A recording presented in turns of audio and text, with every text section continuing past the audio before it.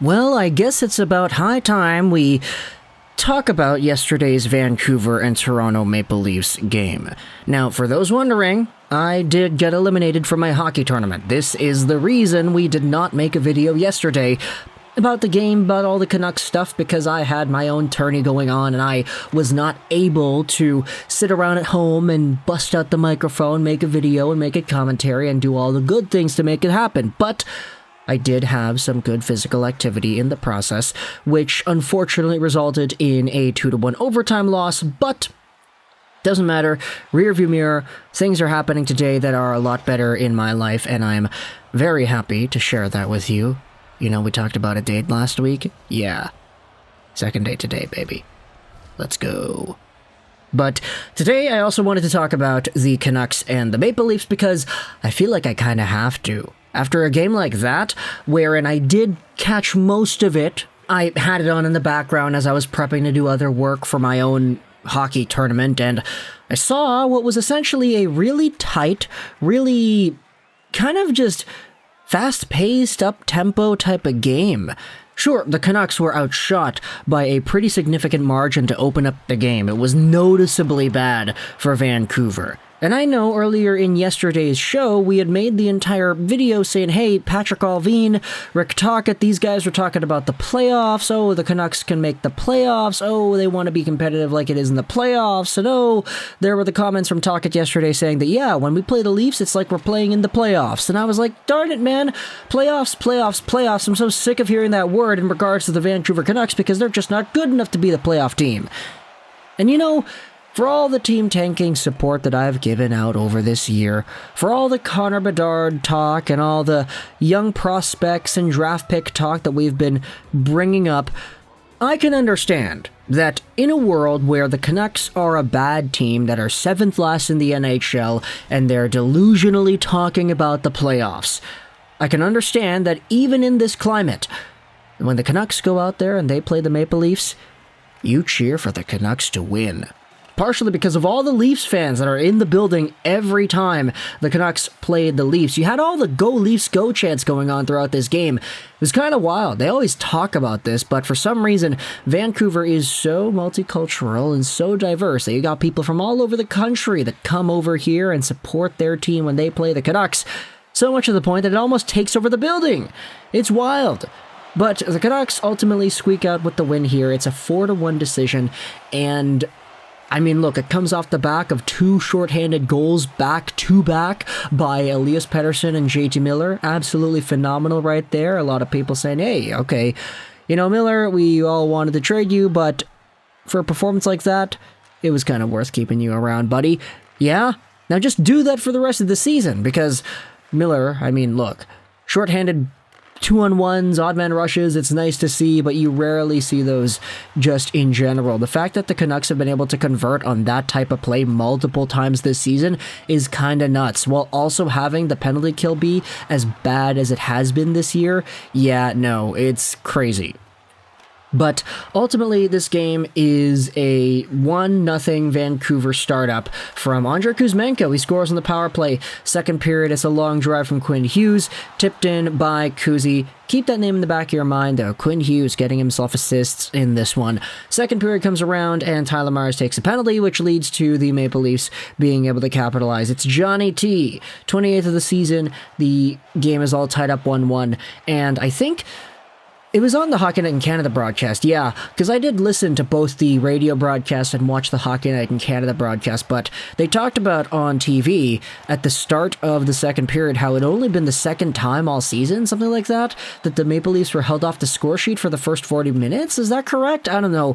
It was some crazy stat like that that implies that the Maple Leafs have been so good at scoring goals that they've been very difficult to contain this season, and the Vancouver Canucks through 40 were able to do that. And like, it sounds amazing on paper, right? Like, it sounds good on paper. Wow, the Canucks are a good team. They're able to hold Toronto off. And it gets even better when you see the team take another penalty and score 2 shorthanded goals on the same power play.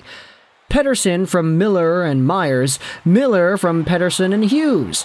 And These goals come within, 30 seconds of each other? The first one, Tyler Myers breaks up a centering feed. JT Miller takes it down the wing. 2-on-1 rush into the middle Petey. He dangles the pants off of Matt Murray and slips it 5-hole. And then, just a few seconds later, Quinn Hughes, he gets an assist as Petey throws it up into the middle of the ice. Miller pounces on it, and he snipes it. Like, what the hell? Hockey is a game of bounces and a game of inches, and the Vancouver Canucks on both plays in the shorthanded segment were able to get the bounce and able to get the inches. It's Myers, of course, with the little tip to send the puck up to Miller. He finds Petey, and then you have yourselves the interception again that allows the Miller shorthanded goal to go through. Why is it that the Canucks are able to play such amazing games sometimes? They look amazing here. You had even Thomas Drance post-game saying that this was a great game for Vancouver and that they had bite and they were able to stay focused and stay calm and they were able to keep up. And like, this team is capable of doing all that. It's just every single game that we see that happen, they follow it up with 3 or 4 bad ones. Like, I don't know, man. Consistency is such a problem with this team that I get it if you wanted to say, oh yeah, Alvin was right. If the Canucks are playing at their best under Rick Tocchet, he's got that hard-working type of coaching style, they could be a playoff team with how they played against Toronto. And like, okay, if they play every single game like they played against Toronto yesterday, they can be a playoff team. They might even be a top 3 Pacific team, especially since the Western Conference is so dog water. But like, I don't know. I don't believe it.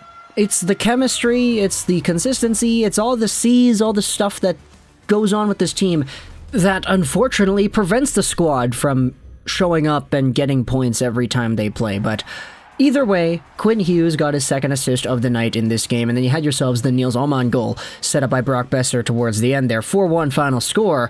But Quinn Hughes goes out there and does a feat that has literally never been done before, and this kind of blew my mind when I saw it, but Quinn Hughes is the first NHL defenseman in history to get 200 career assists in his first 263 NHL games.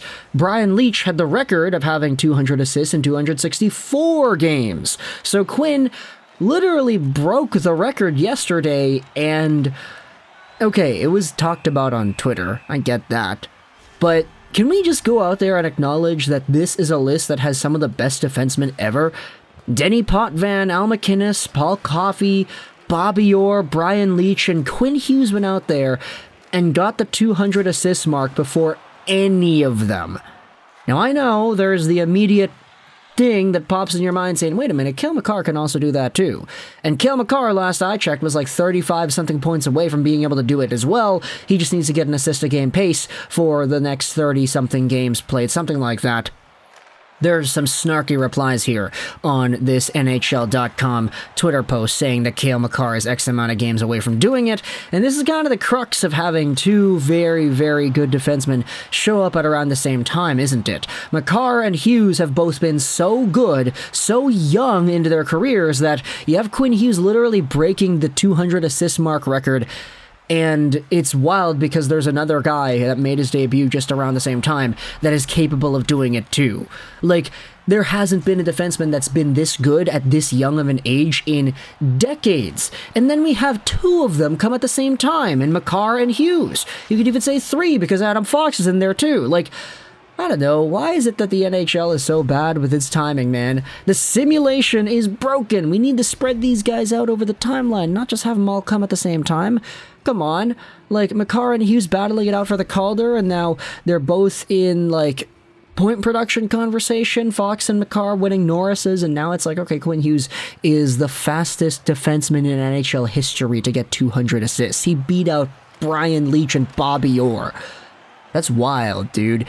All the multi-assist games that Quinn Hughes gets, it's paid off for this stat alone. Hopefully he doesn't leave in free agency to go to New Jersey. But either way, let me know your thoughts in the comment section below about the Canucks and just what we saw yesterday. This is a very colloquial video, very non-structured type of thing, but I felt like it was sort of appropriate because my mind is all over the place as I'm preparing for a second date. So yeah, let me know your thoughts in the comment section below about the Canucks and the Maple Leafs, the point production, the Quinn Hughes, etc., etc. I hope you enjoyed everything that we had talked about here today.